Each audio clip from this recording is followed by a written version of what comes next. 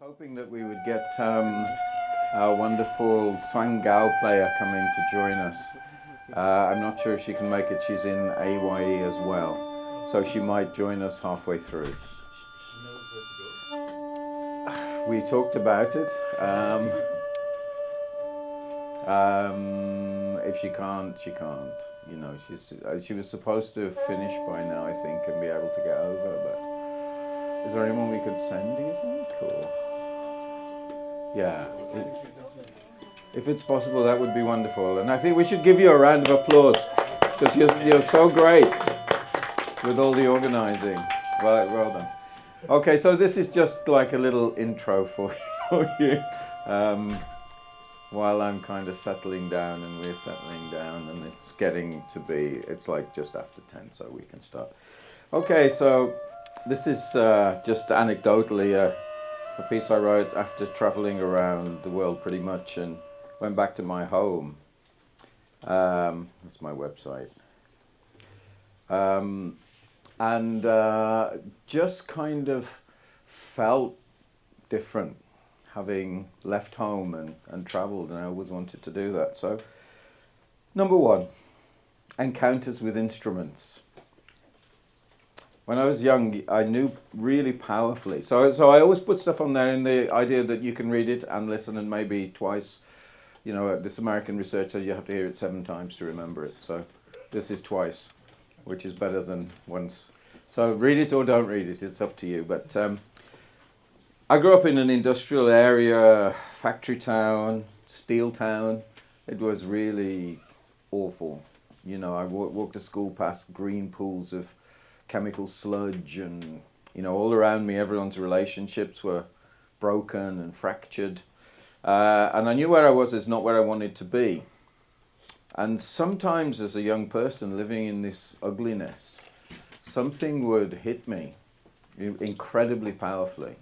And I didn't know why or what that thing was, but it was really powerful. And often it was sound. So I've said the vehicle of my transportation was music at that time. So, you know, an example, a little bit like Otto's point, when I was a kid listening to the radio, you know, my mum bought me a little cassette recorder. And it was before Christmas, this song came on. And I was so desperate to get this song. I was like, can I have it now? And she was like, no, it's your Christmas present. Don't be ridiculous. You know, it's gone to Santa Claus. How could you have it? And I just, there's something in this melody in this song. I was like, I need to have that song in my life because in this moment, everything is better. In the moment of this song, everything is better than it is most of the rest of the time, you know. So there's something there. Naturally, I wanted to try to find more of that, to get more of that feeling of better in my life. Search for the source, if you like, or to see if there is a source, or to optimize the chances of finding it. So I began to travel, both through studying, reading, you know, music, film, everything that I could get hold of, and also hitchhiking, you know, with the thumb. Because it was a poor area and I had no money, and they built a new highway not far from the industrial factory town. So I used to stand and get the lorry drivers, and I had like half a machete under here in case it was some murderer who picked me up, you know. The way things used to happen then. And what I was hoping, did you hear of Jack Kerouac, American writer? He wrote a book on the road, quite famous, about this kind of runaway characteristic, and he said that he hoped somewhere along the road the pearl would be handed to me. So he was hoping to find enlightenment or joy or something.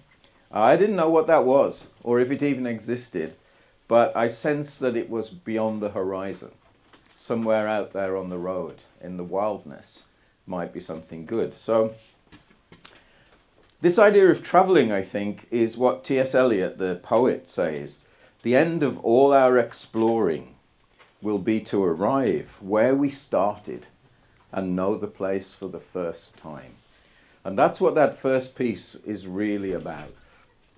Coming home to a forest on the Welsh borders in the UK, having been to and stood outside a wedding in Nara and listened to the gagaku music, and listening to shang, the pipes also in that area on that journey, and playing actually a melodica and a saxophone in my own way to make something that felt to me similar to what I'd been hearing. So this search for sound naturally led me to sound sources, which is instruments. And I've bought and traded instruments in places all around the world, or the bits of the world that I've been to. So I bought one of these maps where I've got a sewing version, and you sew the country to say you've been there. Did you see them? They had the scratch and sniff ones, but I bought the sewing one because I'm naturally more crafty. And I thought, okay, let's be accurate. I'm not going to do the country. I'll be where I've been in that country. And I thought, I actually can't make the line thin enough, because all my travel ever is the width of 2 feet. So I haven't been to Thailand, have I? I've made some small lines around Thailand where my feet have walked. So this idea of colouring a whole country is insane. Anyway, so I didn't get the instruments for the sake of ownership or acquisition. I don't think I'm quite a museum yet. I'm almost ready to be put in a museum, but maybe not quite yet. So the point of getting instruments was the sound. Because for me, there was something in sound, some indescribable quality that's so emoting, so emotional, so uplifting, so profound. Actually, I can't find the right words because I don't think they exist for it. I thought that I would sell anything I had. I actually did on many occasions do this when I was traveling, to get the money to buy that instrument or to acquire that instrument, because I needed to be able to make and hear those sounds. There was something about it, really random things at random times in random places. So I'm going to play you a little bit of a composition that uses these found sounds. I met an old guy under a railway arch in Singapore, and he sold junk and old instruments. In Singapore they didn't have an antiques culture, so he sold lots of old stuff, and there were bell lyres and marching band stuff, and he had many LeBlanc clarinets because they didn't have antiques, so these were just used. They weren't valued as great instruments, which they are. So I bought 3 LeBlancs, an alto and 2 basses, and had them renovated when I got home. And it was £100. Similarly, I bought a suling that I found in Ubud, and a ditse, excuse my terrible pronunciations of these things, a Chinese membrane flute from a little shop in Beijing, Hutong. Experimented with them, started to make a piece. At the time I was fascinated with the Tian Shan, the heavenly mountains that I'd flown over and saw no lights. So I imagined a golden oriole, a bird, wheeling in the air, circling among other winged creatures, cranes, lammergeiers. But in my imagination, as the birds circled, they were joined by more mythical creatures, Apsaras, Kinara, Garuda, this kind of thing, circling ever higher and higher, ever further and further away from the ground. And the piece is a wind septet, live electronics, 3 bass clarinet parts, soprano sax, and the others I mentioned. I play all of these instruments, and I couldn't play this now because I kind of episodically go through different phases. So have a little listen. I won't play too much of it.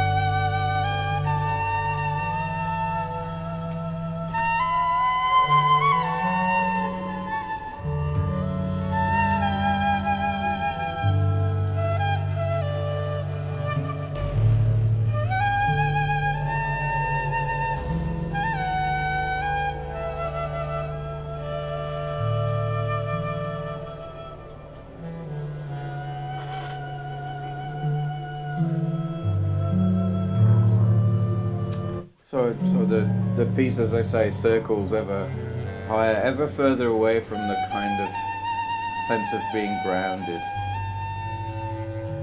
And it's very interesting for me because I think it explores extended technique somewhat as it develops.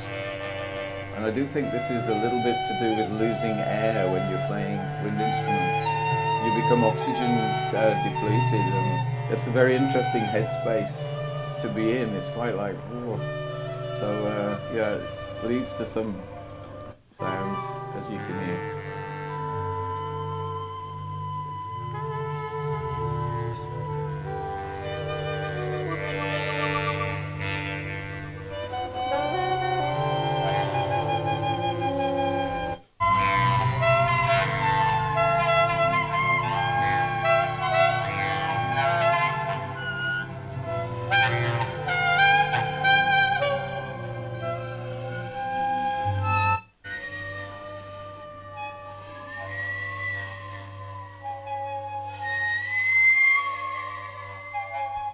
So sorry, I know it's a horrible thing to do to people to just play little clips because I know it all, and you know it's difficult. But I hope that gives you a feel of the thing. So one of the things with buying all these instruments that struck me and surprised me and actually disappointed me is how similar the things that I found exploring were. They all seem to be quite similar to each other. I really wanted them to be always stranger and more wonderful than the last instruments that I found. And I actually started to see there are lots of coincidences or overlaps in terms of what people have made, the kind of instruments that they made in all the far-flung outcroppings of human culture. So let me give you some examples of this kind of similarity. So it's kind of a quiz. See if you can think what this is. Like genuinely, you can shout out. It's a field recording, hence the windy noises and car horns.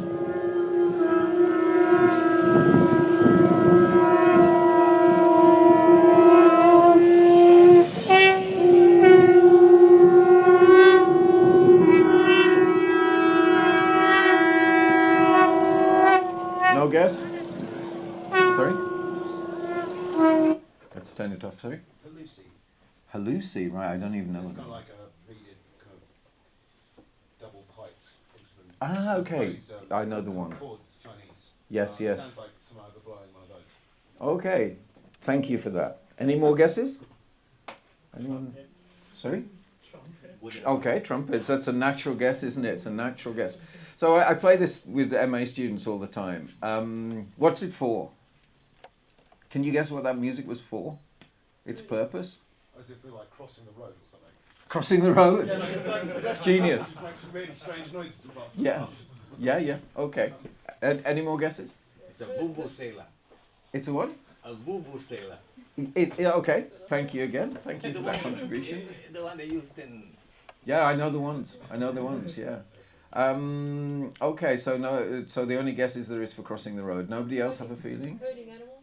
Herding animals? Great. Meditation. Okay, meditation. So it's conch trumpets. They're just seashells that people have punched the... And this is, these are, as you can see, fishermen, hence the fish. It's not just there for a random purpose. These are the guys. They sit on the wharf in Chennai. I was in Chennai, and they play the trumpet to appease the sea gods so that they don't sink. So it's a really serious piece of daily practice for the fishermen. They're trying to call the gods and make sure that they don't sink. And these seashells, they just find them and then punch a hole and blow into these conch trumpets, you know. Okay, so let's have another sound.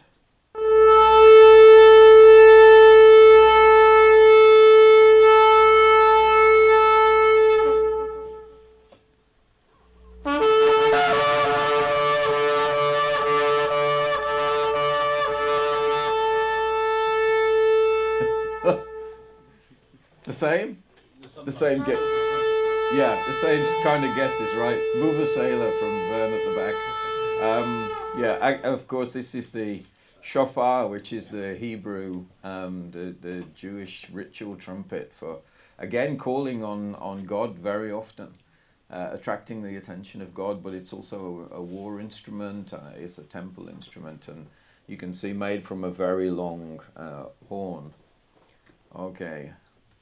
Completely different culture, both very ancient uses of technology to make a sound. You're getting the hang of this now, right? So let me ask you, when? Can you give me a period for this one? I'm only doing this to make the point that actually we don't know, do we? Because the sounds are so similar. These are totally disconnected cultures. There's no historical evidence of these cultures interacting, because all these instruments in these contexts are very ancient. So actually people are just looking for the same sound. So this one is my own home culture, Celtic culture. I've gone the wrong way, sorry. It's this Irish trumpet, Celtic trumpet, which were restored and tried out. So we could have the Maya also playing the same instrument, which is really interesting, I think. Or we can have, give me a guess on that one.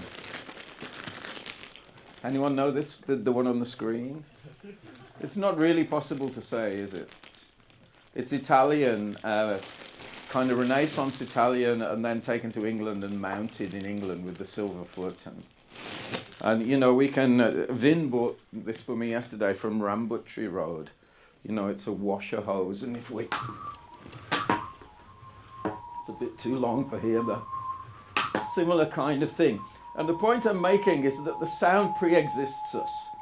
I'm not really doing much to make this other than swirling some washing machine hose that I maybe should have made shorter. You know, the sound exists already, doesn't it? And you know, or we can have this one, which is Yidaki, not didgeridoo, right? I'm looking to you at the back. It's a curly one. It's a travel one.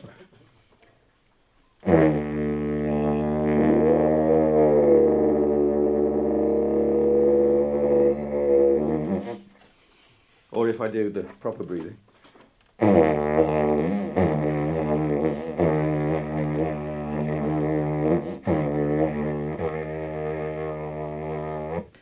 So this is from your continent with extreme ancientness to it. Anyone want to guess? It's not possible to guess, is it? Literally could be anywhere.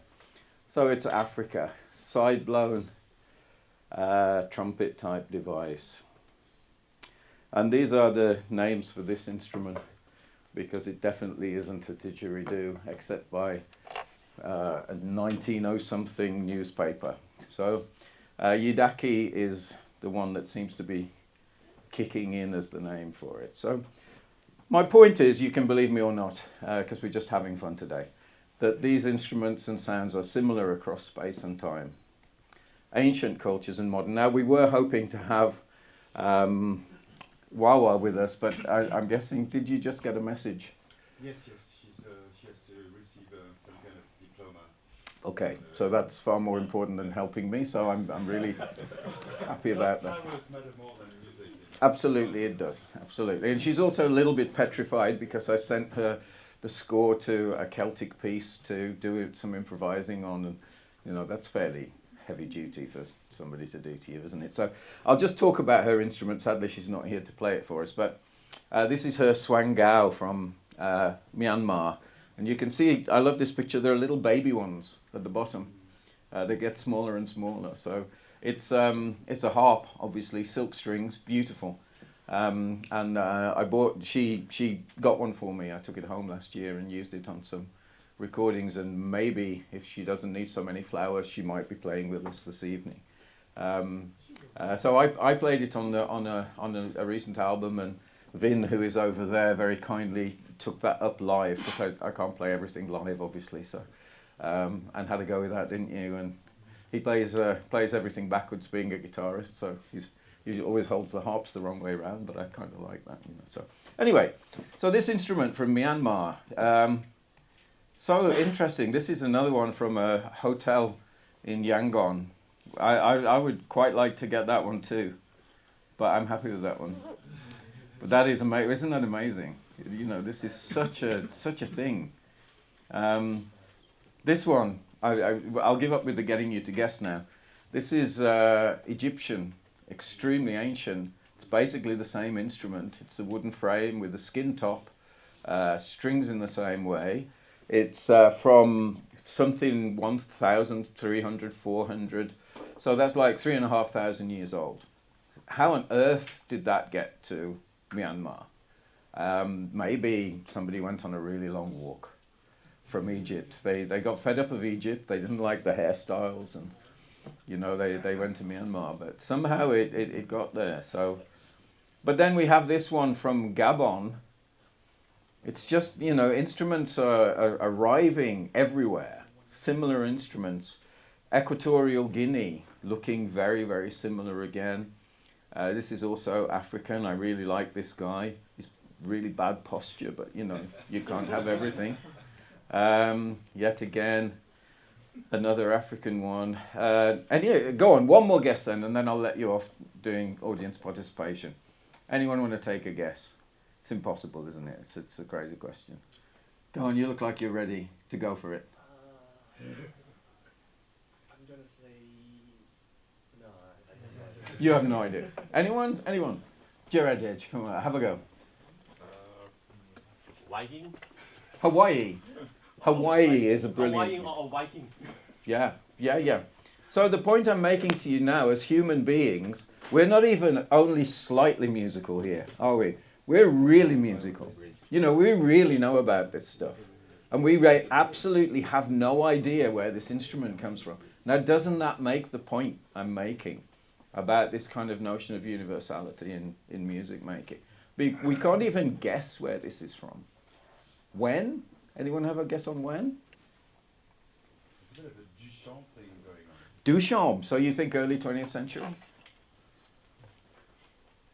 You're not totally wrong. You're mostly wrong, but not totally wrong.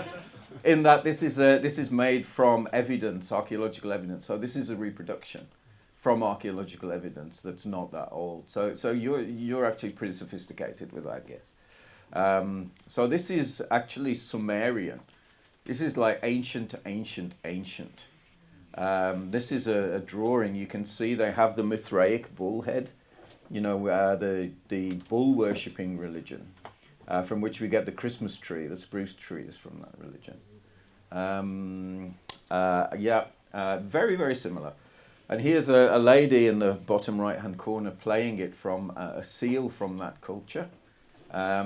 Here's another picture, and look, 2000 BC. So we're talking 4,000 years old, and still in modern Myanmar. And in this room, over the way there, somebody is playing an instrument that somehow, through those 4 millennia, it exists in a very similar form as a contemporary instrument. So I asked her to look at a piece. Sadly, she's not here, but I have contingency, you see. I was prepared. This is I live in Wales. This is from one of our old books, the Mabinogion, and it's the Ada Rhiannon, which is the birds of Rhiannon. And this is a story. These birds can wake the dead, lull the living to sleep. It's magical stuff. So I made a piece along those lines using a Welsh compositional approach called Ceth Dant. And this is a statement. It's very like jazz, actually. It's a statement of a theme and then improvisations. And it uses, I won't go into details, but it uses a compositional system from the Middle Ages, from a manuscript that's called Robert ap Hugh. And this has note fields, and you select alternatively from different note fields. And the note fields represent the temporal things, the kind of things of the everyday on one side, and the other notes represent eternal, infinite things. So I was going to get her, and that's a picture. to play it, but you just have to listen to this instead.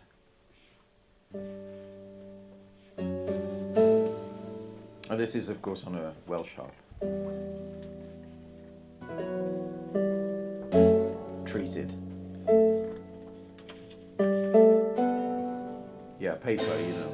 It was an old thing to put paper in the strings. It's a very ancient tradition. But since she isn't here, I'm just going to put her name on the screen. Let's celebrate Wawa Sound for her beautiful playing despite her absence. Hopefully she'll watch this video and hi Wawa. So I've often thought there are exceptions to this notion of similarity in instruments. Check this out. I mean, I saw this and I was like, oh my goodness, isn't that astonishing? Do you like it? It's a tubular zither with a resonator made from a palm leaf. So you play this is basically like a guitar. It's a sort of version of a guitar. And I thought, come on, that's going to be pretty just one culture, right? That because it's palm leaves and it's a bamboo shaft, and I'm thinking this is going to be located. But so here's where it's from, Indonesia, and then of course you find this one in Africa, sort of the same. Oh, and hang on a minute, here's a kid's toy one. You know, it wasn't. There's one that looks like an umbrella, which I thought was quite cool. They're everywhere. And lastly, because this is one of my favourite instruments of all instruments ever, and I had to fill it with water a little while ago. I love it.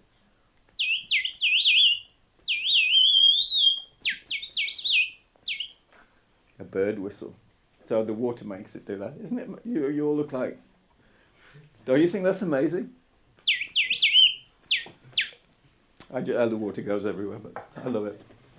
Yeah, so here we are. Lots of them. And of course, everybody, all the cultures of humanity have bird whistles, because birds are cute. And their whistles, this is pre-Columbian in South America. You know, it doesn't matter where you look. You get the same stuff. Chinese, this is European. So yeah, we use different technologies to create sounds, but the sounds are often strikingly similar. Pan flute, whole flute, bull roarer, Bronze Age horn, didgeridoo, on the one, oh sorry, I've said it, god damn me. Yidaki, sorry. Erhu, cello, Kruth, which is the Welsh version, Guzel, which is Hungarian, Morincourt is Mongolian. We just saw your one. How cello-like was that? Really beautiful, wasn't it, that instrument? You know, I'm kind of like thinking, how am I going to get that? You know, it's... Yeah. I love that idea. So why is it? Why is it? You know, we can see these things and say, oh, that's fun. Let's leave it alone and do something else. But I really like to investigate these things and think about why it should be. What is there something we can learn?